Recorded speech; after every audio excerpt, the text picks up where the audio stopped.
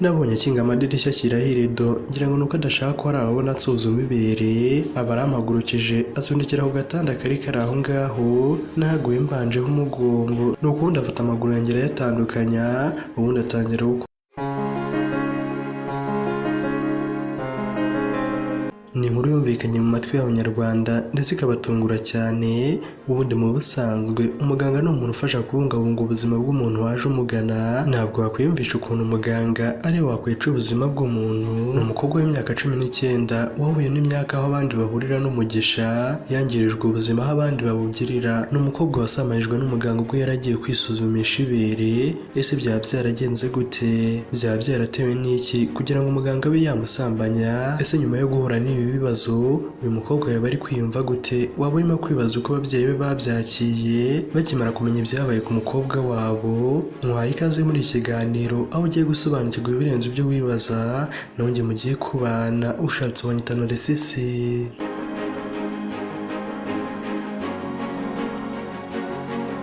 Umukobwa w'i Rusizi uvuze ko yasamarijwe n'umuganga bari mu isuzumiro yasobanuye uko byagenze kugira ngo muganga abashe kuba yamusambanya. Nyuma y'uko bivuzwe ko umukobwa wo mu murenge wa Nyakabuye mu karere ka Rusizi wiga mu mwaka wa 2 w'amashuri yisumbuye yasambanyirijwe n'umuforomo mu cyumba cy'isuzumiro ubwo yari aje kwivuza mu kigo nderabuzima cya Nyakabuye. Yasobanuye uko byagenze anavuga ko afite isoni zo gusubira ku ishuri kubera ibyamubayeho.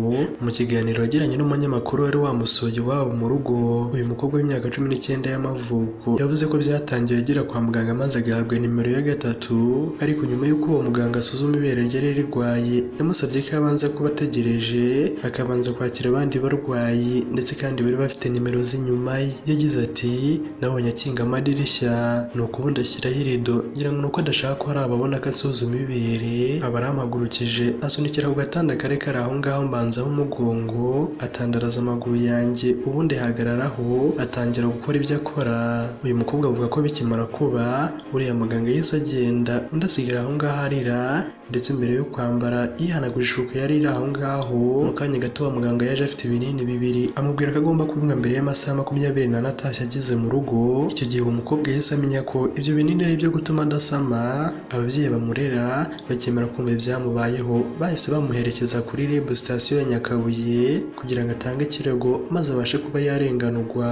Bakiva kuri REB bahise basubira ku kigo nderabuzima ari nabwo uyu muganga yahise atabwa muri yombi. Uyu mukobwa avuga ko ibyamubayeho bimutera isoni ku buryo yumva ko atasubira ku ishuri. Yagize ati navutse umuryango wanjye ukennye, mbura data mfite imyaka 8, gusa ariko uyu mubyeyi niwe wamfashe maze arandera, yamfashije kwiga ndetse n'ubu ngubu niwe ukindihirira. None igitangaje ni ukumva nahohotewe gutya n'ukuntu nahoraga mbwira mama ko nzamuhesha icyubahiro ngashaka umugabo kandi ngashaka umugabo unkwiriye. Umuyobozi wungirije w'akarere ka Rusizi ushinzwe imibereho myiza y'abaturage Dukuzumuremyi Anna Maria aganira n'umunyamakuru yavuze ko ubuyobozi bugiye kwegera uyu mukobwa kugira ngo ahabwe ubujyanama umurinda kwiheba no gutakaza icyizere. Yagize ati ni ugukomeza kumuhuza n'ubuyobozi bwa Isange One Stop Center. Icyo turagikora, tunababwire ko hari serivisi bamuhaye idahagije barusheho kumwitaho by'umwihariko. Kugeza ubu ngubu umuganga wamusambanyije yaje gufungwa kubera ibyaha akurikiranweho.